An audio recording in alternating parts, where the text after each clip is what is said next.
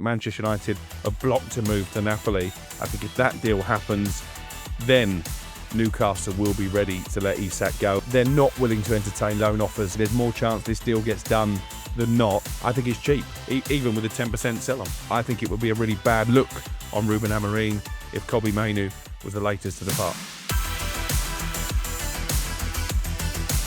Hello, I'm Angelina Kelly and welcome to the Window talkSPORT's daily video transfer update and your go-to guide for all of the biggest football moves. Coming up, we will be getting the lowdown on Kobbie Mainoo Alexander Isak, plus so much more. And I'm delighted to say, joining me for, I think, the last time on the Window, it's Alex Crook, our chief football correspondent. How are you doing? I'm feeling a bit emotional. The last one, it's been a busy summer, hasn't it? It has. I mean, first up, I mentioned Kobbie Mainoo there. You and I are Manchester United fans.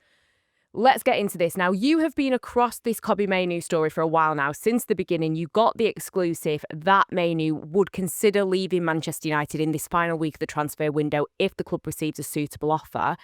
There are now reports that he wants a loan move, that the club are not interested in this. It's also worth noting that he's failed to agree a new contract with United. His current deal expires in 2027.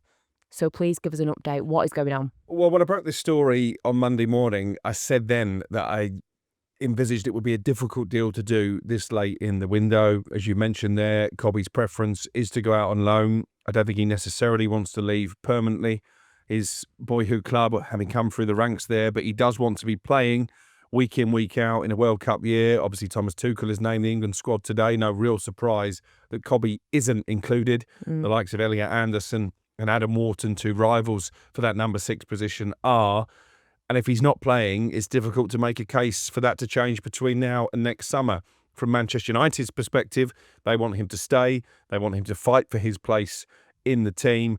They're not willing to entertain loan offers, as I understand it. I think one of the driving factors in that is that he's only earning in the region of £20,000 a week. So actually, there's no real financial saving from Manchester United loaning him out, particularly to a Premier League rival. There has been talk of interest from the likes of Bayern Munich and Napoli. There was one report this morning from our colleague at the Daily Mirror, Darren Lewis, that Manchester United have blocked a move to Napoli because they don't want another Scott McTominay situation on their hands where they let an academy product go and then he prospers and obviously he's nominated for the Ballon d'Or. So I personally empathise with Kobbie Mainoo. I was at Fulham last weekend when I first got wind of the fact that he was unhappy, partly I think because he sat on the bench and he sees Bruno Fernandes and Mason Mount deployed as 2 number 6s in the second half of that game, which is clearly the position he wants to play in. Ruben Amorim was asked about that in his press conference afterwards, and he said he's got to fight with Bruno Fernandes. Well, Bruno's the captain, and we know that he's not going to be dropped, and also that's not Bruno's preferred position. Yeah. So I sympathise with Kobbie Mainoo. I think a lot of Manchester United fans do as well, and I've said it all week. Players like Mainoo should be part of the fabric of Old Trafford. It's part of Manchester United's DNA to always have an academy player in their squad. Obviously, Alejandro Garnacho has already been sold. Marcus Rashford, who's also come through the ranks, has been sent out on loan. I think it would be a really bad look on Ruben Amorim if Kobbie Mainoo was the latest to depart. Do you think that in the back of Kobbie Mainoo's mind, he's thinking, this manager isn't having me. If I go on loan, this guy could get sacked and I can come back into the fold. Do you think he thinks that essentially he can outlive him? Yeah, because that's what has happened at Manchester United. There has been a revolving door of managers. We're 9 months into this Amorim project now. At the moment, you have to say the experiment isn't working. They've not picked up enough points in the Premier League. We're talking in a week when they've been knocked out of the League Cup by Grimsby of League Two, one of the most embarrassing results of Manchester United's entire history, let alone of the Premier League era. So I think Kobbie will be thinking, well, maybe this guy is not going to be around this time next year, which is why he's not entertaining a permanent offer.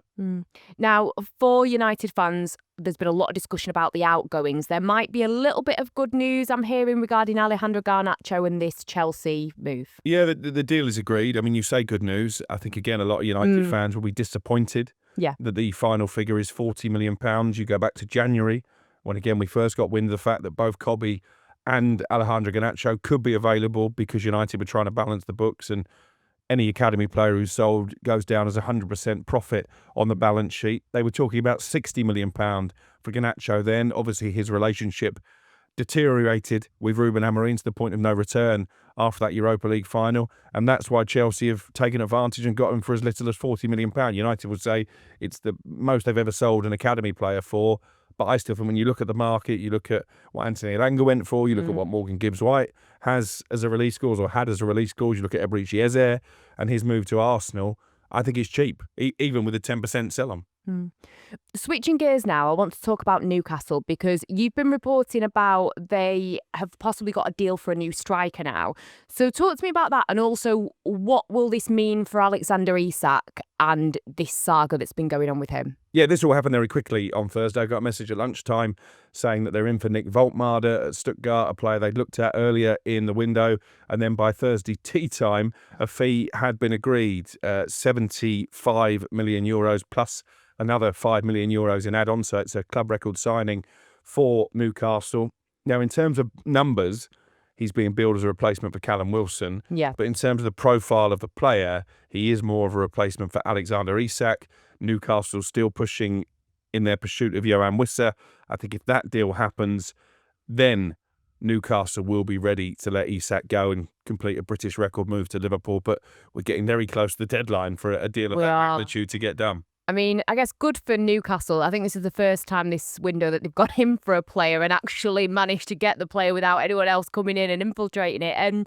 But speaking about Isak and this move to Liverpool, which I think everybody at this point just wants it to happen and to get it over the line. But they're still interested also in Mark Gahey, aren't they? And that could still happen. It could, and I think it was quite telling, Oliver Glasner's comments after their Conference League playoff on Thursday night, praising the professionalism of Mark Gahey, and I think we will have to echo that when you look at how the likes of Isak and Wissa have behaved this summer to try and force a move. He's not gone down that route, but he didn't give any guarantees, A, that Gahey would play for Palace this weekend, and B, that he would still be there come 7 o'clock when the window closes on Monday. My information is that Liverpool are still keen to do this deal. They feel they need numbers at the heart of their defence, having sold Jarrell Quansah. Obviously, Joe Gomez has had a lot of injury problems, and Konate hasn't started the season in stellar form. So if I was a betting man, I'd say there's more chance this deal gets done than not. And obviously that is an issue for Palace in terms of sourcing a replacement. Do you think when you look at Liverpool, if they do get this deal over the line, do they actually have any weaknesses at this point? Because like you say, the defence was the issue. If they bring him in, that does really help them, doesn't it? It does, because they've looked open defensively in the first couple of games of the season. I think that's partly because they're adapting to a new system, but it's partly because, as I say, Konate hasn't been brilliant either. And Gahey, I think we know what you get. He's rock solid in terms of the Premier League, and I would expect him to be England's first choice centre-back at the World Cup next summer. And finally, Chelsea, they've been linked to Xavi Simons for the majority of the summer. It seems like he's now heading to Tottenham, if I'm correct. So is there an update for who else Chelsea might go in for and this deal in general? Well, I don't think it will happen between now and Monday, but myself and Ben Jacobs have been reporting today that Adam Wharton, fresh from his call-up to the England squad, is very much on Chelsea's agenda, if not for this window, then certainly for future transfer windows. So that's one to keep an eye on. I think the reason they've not pulled the cord on Xavi Simons, a player they've been after all summer, is because the Garnacho deal is over the line, and obviously the squad is quite bloated. They've still got to get the likes of Ben Chilwell, Axel Disasi, Raheem Sterling off payroll between now and Monday. So I do think we'll be talking about Chelsea on Monday, but maybe not in terms of incomings. Well, there you have it for the final time in this transfer window. Crookie, thank you for joining me. Remember that you can keep up to date with the latest rumours, done deals and everything in between, not only with the window, but Alex Crook's transfer notebook on our website, talksport.com. The window is in association with our own bookie, TalkSport Bet. Download the app or head to talksportbet.com to get involved. 18 plus, T's and C's apply, begambleaware.org.